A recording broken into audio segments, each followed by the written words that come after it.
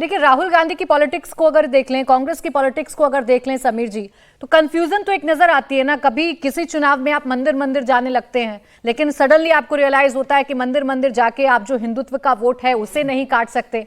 तो दिल्ली में जब आप चुनाव लड़ते हैं तो फोकस्ड रहते हैं उन सीटों पर जो मुस्लिम बाहुल्य इलाके हैं। राहुल गांधी बेशक आखिरी दिनों में निकले, लेकिन उन्हीं सीटों पर गए जो मुस्लिम बाहुल्य सीटें हैं, और वहीं पर कांग्रेस के कुछ कैंडिडेट्स ने थोड़ा बहुत अच्छा भी किया है। देखिए, कल प्रधानमंत्री मोदी ने भारतीय जनता पार्टी के मुख्यालय में जो स्पीच दी उसमें इस बात का जिक्र किया कि पहले कांग्रेस मंदिर मंदिर जाते थे युवराज, और फिर हमारे वोट बैंक में, जिसे भारतीय जनता पार्टी का वोट बैंक है, उसे लेने की कोशिश की। जब वहाँ उनकी दाल नहीं गली तो वो दूसरे वोट बैंक की तरफ, अपने सहयोगी दलों के वोट बैंक की तरफ शिफ्ट हो रहे हैं। देखिए, कांग्रेस का बहुत स्पष्ट है, कांग्रेस इस बात को जानते हैं कि अब वो कितने भी मंदिर चले जाए, राहुल गांधी कितने भी कुंभ में स्नान करने चले जाए, सपरिवार राम मंदिर के दर्शन करने चले जाए, अब वो भारतीय जनता पार्टी का जो कोर वोटर है या जो हिंदुत्व वाला जो वोटर है उससे वो बहुत दूर जा चुके हैं। और जिस तरह की राजनीति कर रहे हैं उनका बहुत स्पष्ट है कि मुसलमानों की वोट बैंक में उनका पूरा फोकस है। और वो जिस तरह के जातिगत आरक्षण की बात कर रहे हैं तो उनकी कोशिश है कि वो जातिगत आरक्षण का जिक्र करके, संविधान बचाने की बात करके दलित वोट बैंक को अपने पास लाने की वो कोशिश कर रहे हैं। हालांकि लोकसभा चुनाव में उसका कुछ बेनिफिट मिला है।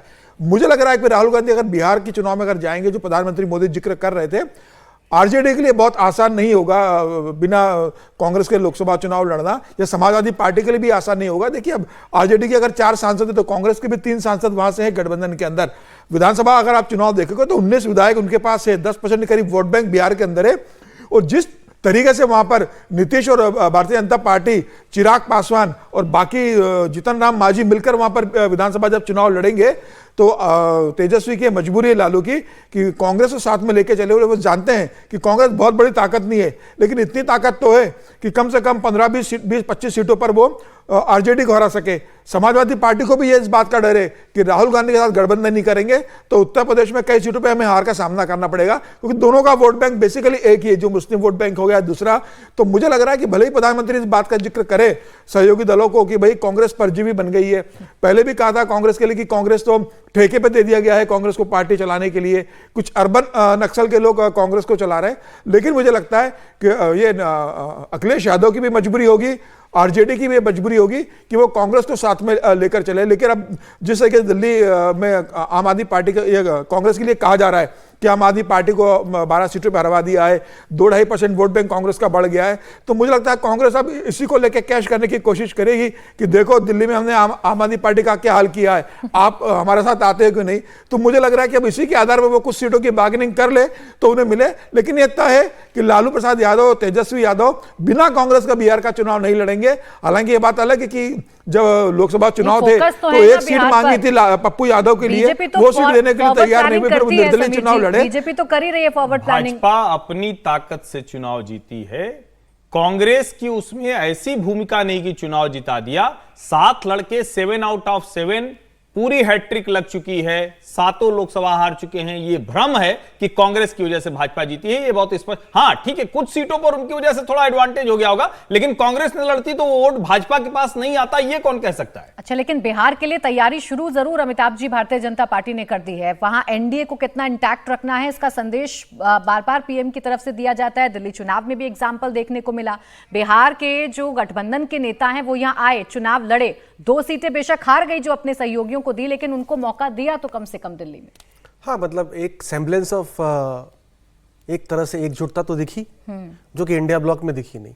आप देखिए, चुनाव भाजपा जीती आम आदमी पार्टी के खिलाफ, लेकिन प्रधानमंत्री ने बहुत सारा समय बिताया कांग्रेस की बात करने के लिए, क्योंकि कांग्रेस एक नेशनल ऑल्टरनेटिव है। और जैसा हर्षवर्धन जी कह रहे हैं कि एक चिंगारी लगाई, इंडिया ब्लॉक में सुगबुगाहट तो है ही। फारूक अब्दुल्ला ने सुबह सुबह ट्वीट कर दिया और लड़ो। ममता बनर्जी, उद्धव ठाकरे, शरद पवार, सब लोग लीडरशिप डिमांड कर रहे हैं, चेंज होनी चाहिए। इंडिया ब्लॉक की लीडरशिप ममता बनर्जी को मिलनी चाहिए, क्योंकि देखिए इंडेक्स ऑफ ऑपोजिशन यूनिटी मजबूत था 2024 में, तभी भाजपा को नुकसान झेलना पड़ा।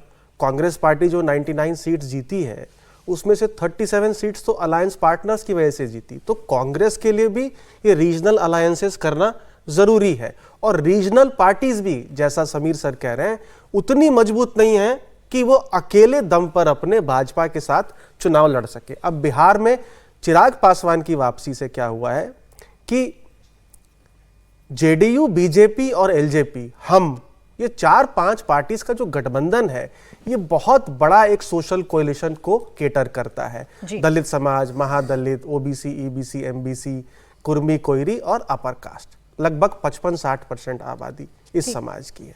वहीं पर आरजेडी का जो कोर वोट है वो 35% लगभग है मुस्लिम यादव समाज से। उनको कांग्रेस चाहिए, क्योंकि कांग्रेस के आने से क्या होता है, एक मुस्लिम समाज का वोट कंसोलिडेट होता है, पहली बात।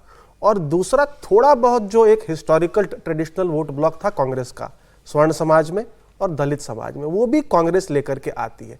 लेकिन एक बात जरूर है कि 2017 और 2020 दोनों में कांग्रेस पार्टी ने सीटें ज्यादा ले ली, उसकी स्ट्राइक रेट सबसे कम रही।